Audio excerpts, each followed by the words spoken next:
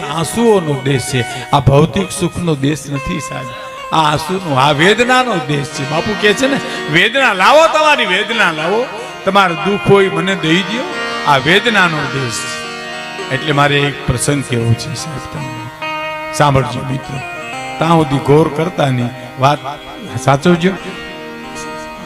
તમે ઘણી વાર સાંભળી છે, મેં ઘણી વાર કીધી છે, પણ સોનું છે ને એ સોનું રહેવાનું છે ને કોઈ દી કાટ નહીં લાગે. આ વાત તમને કેદી નહીં ગમે કે જેથી હાવજ ખડખા હે ગંગાજીમાંથી દુર્ગંધ આવશે અને સોનાને કાટ લાગશે, તેદી નહીં ગમે. પણ સોનાને કોઈ દી કાટ લાગે નહીં, હાવજ કોઈ દી ખડખાય નહીં, ગંગાજળમાંથી કોઈ દુર્ગંધ ન આવે. જોગીદાસ ખુમાણ બારવટીયો વગડાની માલિપા નીકળ્યો સાહેબ, અને એક 10-12 વર્ષની દીકરી ઢોરા ચારે છે, એકલી હો વગડાની માલિપા પ્રભુને ખોળે. અને બગડતા ધમા ધમા ઘોડલી નીકળી અને દીકરીને જોઈ ગયો બારવટીયો અને નીચા નેણ ઢાળી. કોઈ દી બાપુ એને સ્ત્રીને સામે નજર નહોતી કરી જોગીદાસ ખુમાણે છે, કોઈ દી નહીં, કોઈ દી નહીં. એનું પ્રમાણ હું તમને આપું. 15 વર્ષ પહેલા અમે ભોવાયા જોવા, જોરુભાઈ ખુમાણ અમારા ગુજરિયા દરબાર, અમે ભોવાયા જોવા ગયા ઉમરાળા. ત્યાં એ જોગીદાસ ખુમાણનું પાત્ર લઈને જે ભવાયો આવ્યો ને એને હવારો હવાર બેનો સામે જોયું નહોતું સાહેબ. કલ્પના કરો, એનું પાત્ર ભજવનાર માણસ. આ તો હકીકત છે કે નીચા ને ઢાળી દીકરી પાસે જઈ જોગીદાસ ખુમાણે એટલું, દીકરી એકલી છો? હા એકલી છું ભાઈ. આજુબાજુમાં તારા પિતા, તારા કાકા, કોઈ મામા, મોટા ભાઈ કોઈ છે કે ના? કોઈ નથી, હું એકલી છું. કોઈ નથી તો ના કોઈ નથી. એનું કહાની છે કે મારા માવતર તો મરી ગયા, મારા મામાનું ગામ છે ભાઈ, એના ઢોરા ચારું છું ને મોટી થાઉં છું.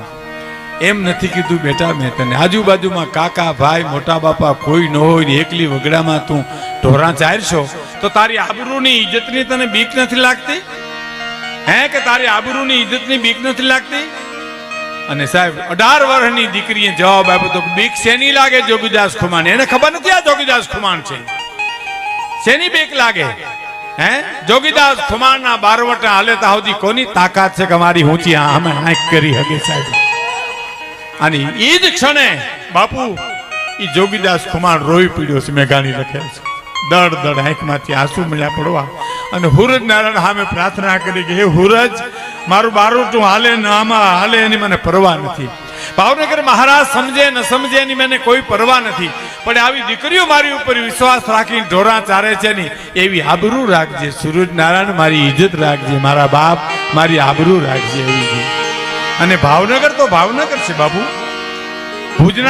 ભુજ મહારાજને મારી સલામ છે, જુનાગઢ નવાબને સલામ છે, જામનગર જામ સાહેબને સલામ છે, પણ ભાવનગર ભાવનગર છે સાહેબ. 18 પાદરના ધણીની વાત કરું તો એક જ ભાવનગર રાજમાં બાપુ એક એવો નિયમ હતો કે પ્રજાના ઘરમાં ચોરી થાય તો રાજને જાણ કરવાની, બસ કે અમારા ઘરમાંથી આટલી ચોરી થઈ તો રાજ ચોરને પકડી દે સાહેબ.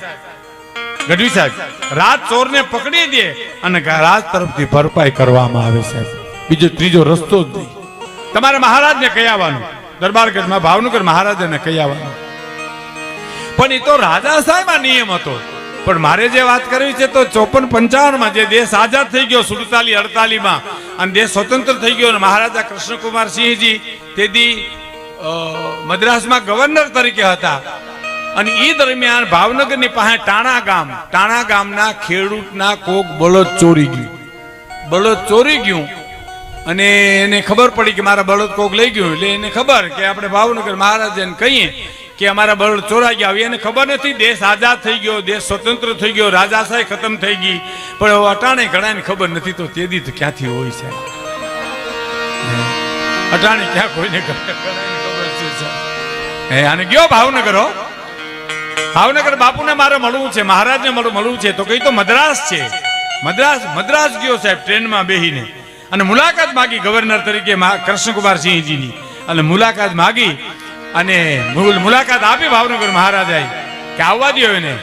આવ્યો એટલે મેલા ગેલા લુગડા ટ્રેનમાં બેહીને ગયેલો બિચારો, હાથ જોડીને કે બાપુ જય માતાજી. તો કે જય માતાજી. શું આવ્યા, જાત્રા કરવા આવ્યા આ બાજુ? તો કે ના બાપુ જાત્રા કરવા નથી આવ્યો, તમારી પાસે જ આવ્યો છું. અરે અહીંયા આવવાનું કારણ?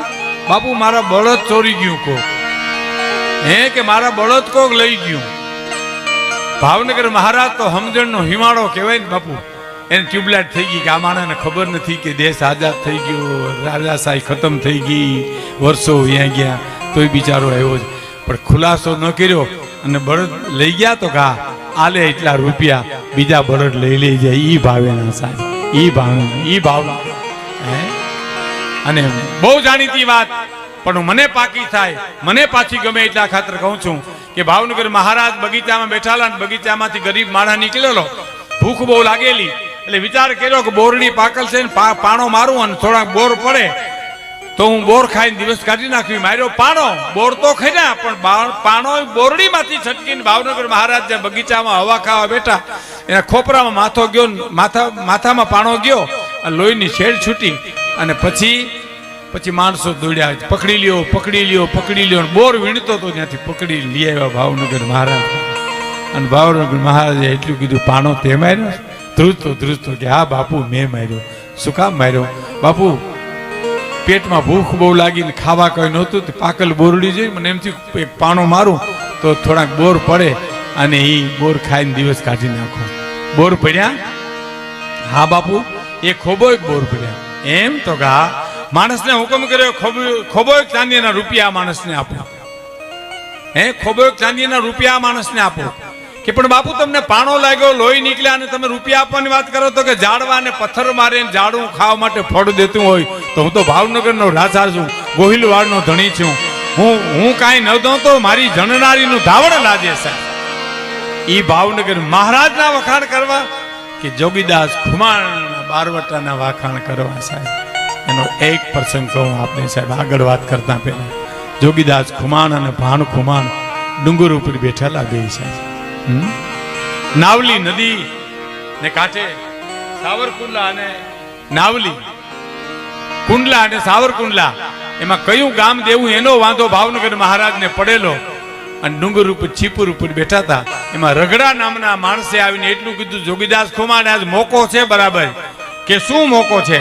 કે ભાવનગર મહારાજના ઘરેથી મહારાણી દળવે જાત્રા કરવા જાય છે અને દાદબા ને નાનબા બે દીકરા ખોલામાં બેઠા છે. આજ બે ને પૂરું કરીને તારું વેર હમતું વળી દે. હવે સાંભળજો મિત્રો, હું તો વર્ષોથી આ વાતો કરું છું, તમે સાંભળો છો તોય ગમે છે, કારણ હોનાને કોઈ દી કાટ ન લાગે સાહેબ. આ હોનું છે.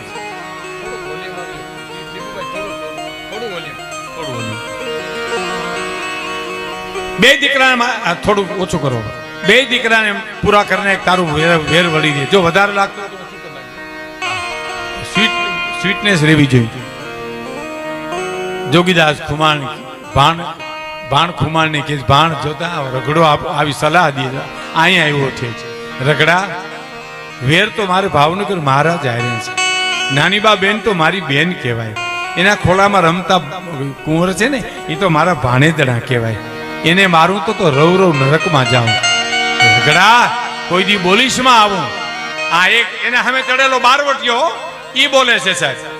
અને રગડાએ કીધું તો તારા ભાગમાં ડુંગરમાં રખડવાનું ભાઈ માંડ્યું છે, અમે હમણાં પૂરું કરી અને બધું વેર વાળશું તો કે તને વેલડા પાસે ફરકવા ન દઉં. જો રગડાને મારીને તગડી મૂક્યો અને દેકારો છૂટ્યો અને નાની બાબેન વેલડામાં ધ્રુજવા મીડ્યા. કોણ? જોગીદાસભાઈ આવ્યા, જોગીદાસ ખુમાણ આવ્યા, ધ્રુજવા મીડ્યા. મારું શું થાય છે?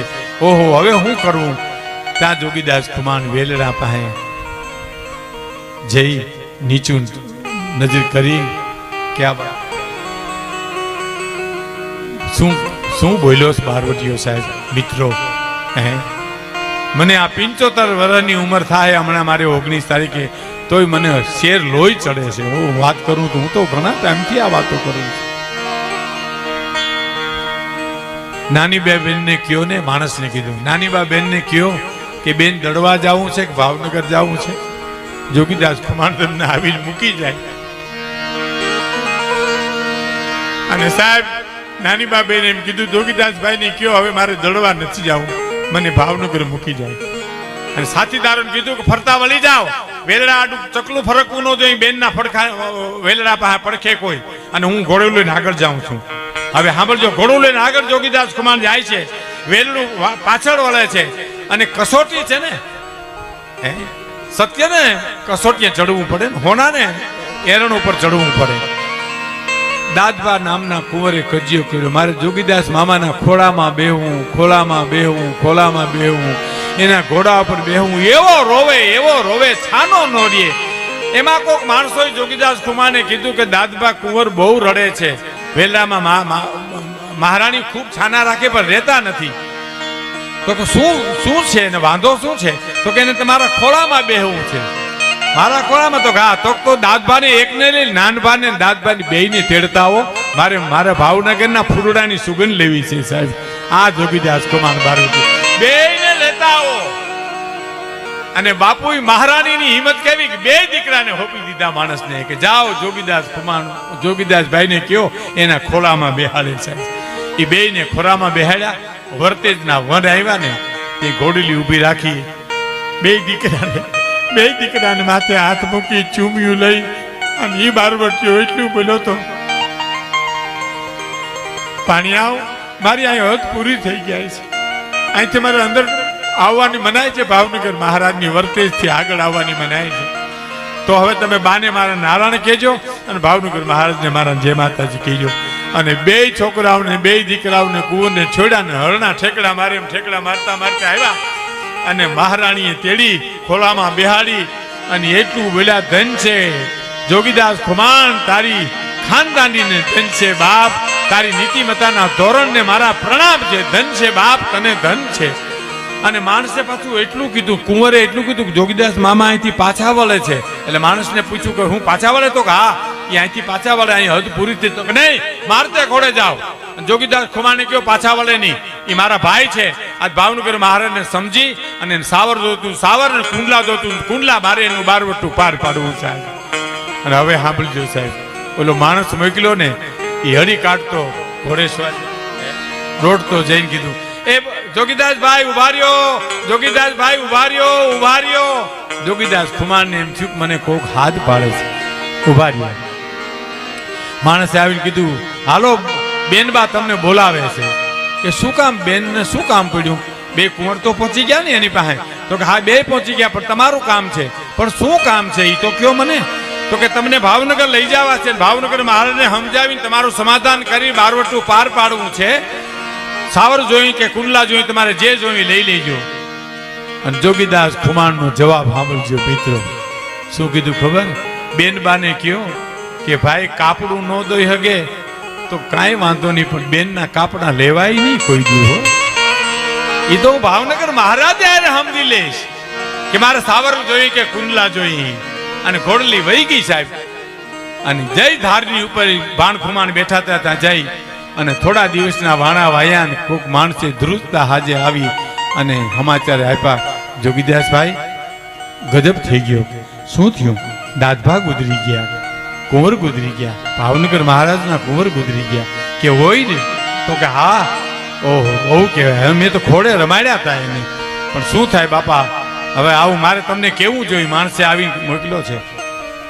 ભાણખુમારને કે છે, ભાણખુમાર તું સંભાળજે, હું જરીક બાપુને મોઢે ખરખરે જી આવું. કલ્પના તો કરો સાહેબ, એની હિંમતની ને એના વિશ્વાસની કલ્પના તો પાલુભાઈ કરો. હે રૂવાડા ઉભા થઈ જાય સાહેબ. હું જરીક બાપુને મોઢે થઈ આવું. એટલે પેલા આવ્યા આદા ખુમાણ પાસે, એના બાપની પાસે આંબડી, જોગીદાસ ખુમારની આંબડી કહેવાય. હજી સાવરકુંડલા પાસે તમે જઈ અને જો તો આદા ખુમારની આંબડી નહીં, જોગીદાસ ખુમારની આંબડી કહેવાય. એ આંબડીએ જઈ અને આદા ખુમારને અડધી રાતે ઉઠાડ્યા. બાપુ, એ બાપુ ઉઠો તા. પૂછ્યા, ઓ જોગા તું અટાણે કેમ આવ્યો બેટા? તને તો પકડવા ચોકીઓ મુકાઈ ગઈ છે, ચારી કરું માણસો ભરે તને પકડવાનું, તું કેમ આવ્યો? કે બાપુ ધીરજ રાખો, કુંવર ગુજરી ગયા ભાવનગર મહારાજના દાદભા. કે તો શું થયું? કે મારે ખરખરે જાઉં. તું ખરખરે જાય? તને પકડી નહીં લે? તો કે નહીં, મારી ફિકર કરો, મારે તમારી રજા લેવી જોઈએ. તમે મારા બાપ છો, તમારે રજા વિના પગલું ન ભરવું. આદા ખુમારની વચ્ચે એક વાત કરી દઉં સાહેબ, તમને બહુ મજા આવશે. નિમી 11 આવે આપણે, નીમ દીવ પોઢણી 11 આવે, તેથી નીમ લી 7.5 મહિના આવે. પછી દીવ ઓઠી 11 આવે, ત્યારે નીમ પૂરું થાય. એમાં 5 જુવાનો આંબરડીના જઈ આદા ખુમારને જઈ, આ સત્ય ઘટના છે, જરાય શંકા કુશંકા કરશોમાં તમે, આ સત્ય ઘટના. જઈને કીધું કે બાપુ આ નિમી 11 છે. તો કે હા, તો નીમ લેવા છે આપણે. તો કે કેવા નિયમ લેવા છે? કે જેવા લેવા હોય પણ પહેલા તમે લ્યો પછી અમે લઈ. તો કે ના બાપા મારાથી હવે ન લેવાય, હું તો વ્રત થઈ ગયો, મારાથી નિયમ પડે નહીં. તો કે નહીં બાપુ તમે નિયમ લ્યો પહેલા, પછી જ અમારે નિયમ લેવા છે. હે કે પછી જ અમારે લેવા છે? તો કે પણ અમારે મારાથી ન લેવાય બાપુ. તો અમારે નથી લેવા. તો એમ કરો જુવાનો બેહો, હિંમત તો કરો, એક પછી એક બોલો ને, મને હિંમત આવશે તો હું એ નિયમ લઈશ. કે એક જણો ઉભો થયો કે હું 13.5 મહિના ગાયુંને નિરણ નાખીશ. બેહી જા. બેહી ગયો. બીજો ઉભો થયો, બાપુ હું 13.5 મહિના કૂતરાને રોટલા નાખીશ. બેહી જા. ત્રીજો ઉભો થયો, બાપુ 13.5 મહિના કડિયારું પૂરીશ. અને પછી આદો ખુમાણ ઉભા થયા. વૃદ્ધો જોગીદાસ ખુમાણનો બાપ. આમ હુરજનારાયણ સામે ભલે ઉગા ભાણ તું હારા ભામણા કરીને મીઠડા લીધા અને એટલું કીધું કે હુરજનારાયણ તારે સામે આદો ખુમાણ એક નિયમ લે છે કે હવારના પોરમાં ઉઠી અને દાંતણ કરું અને દાંતણના ચીરિયાના ઘા કરું. એ ચીરિયા ચતા પડે તેથી જીવવું, બાકી બઠા પડે તેથી મરી જવું. અને ઇતિહાસ સાક્ષી પૂરે છે. 4.5 મહિના પાલુભાઈ દાંતણ ચતા પડ્યા આદા ખુમાણના. એનો દીકરો જોગીદાસ ખુમાણ છે. સાહેબ મારી ફિકર કરવામાં બાપુ, હું હમણાં બાપુને મોઢેથી આવું અને ઉપડ્યો સાહેબ. તો તમે આપ જાણો છો કે ગામડેથી ટોળા ખરખરે આવે, એમાં એક ટોળામાંથી બીજા ટોળામાં ગોઠવાઈ જાય, ફાળીયું ઓઢીને બીજા ખોડામાં માથે ફાળીયું ઓઢીને ત્રીજા ટોળામાં થતા ભાવનગર પહોંચી ગયો સાહેબ. અને એક ટોળામાં ગોઠવાઈને ભાવનગર ગઢમાં જઈને પહોંચી ગયો. ગઢમાં જે માણસો રોતા આવતા હતા મિત્રો, એને તો માણસો છાના કરવા વાળા હતા. 18 પાદરનો ધણી હતો સાહેબ. જ્યાં પોતે ન ઉભો થાય. પણ આ ટોળું આવ્યું જોગીદાસ ખુમાણ જેમાં છુપાણો તો એ ટોળું આવ્યું તે ખુદ ભાવનગર મહારાજ ઉભા થઈ ગયા. અને હાથમાં લોટો લઈને તૈયાર થયા. એટલે કોક માણસો મીંડા કહેવાય કોણ એવું કિંમતી માણસ આવ્યું કે બાપુ ખુદ ઉભા થઈ ગયા. પણ બોલાય નહીં કોઈથી, બધા જોઈ રહ્યા ચિત્રેલ પૂતળા હોય એમ શું થાય છે. એ રોતા આવ્યા એટલે બધાને માથે હાથ મૂકતા, બાપા છાનારીઓ કુંવરની આયુષ્ય જેટલી છે, બાપા છાનારીઓ કુંવરની આયુષ્ય જેટલી છે. જોગીદાસ ખુમાણનો વારો આવ્યો ને, ફાડી બેઠું હતું એને. તો જોગીદાસ ખુમાણનો વારો આવ્યો ને તે ભાવનગર મહારાજ એટલું બોલ્યા, જોગીદાસ છાનો રે બાપ કુંવરની આયુષ્ય જેટલી હતી. અને જોગીદાસ ખુમાણે ફાલી ઊંચું કરી કીધું, બાપુ તમે મને ઓળખી ગયા કે 500 પડકારામાં જો તારા પડકારાને ફારખી હકતો હોઉં તો જોગીદાસ તારા રુદનને ન ઓળખી શકું, તારા આહુને ન ઓળખી શકું. પણ ગભરાશમાં હો, હા તારો વાળ વાંકો નહીં થાય. કે વાળ વાંકો થવાની બીક હોતો તો બાપુ અહીં ખરખરે જ ન આવત.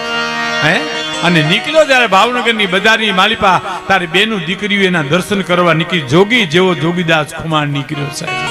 હે અને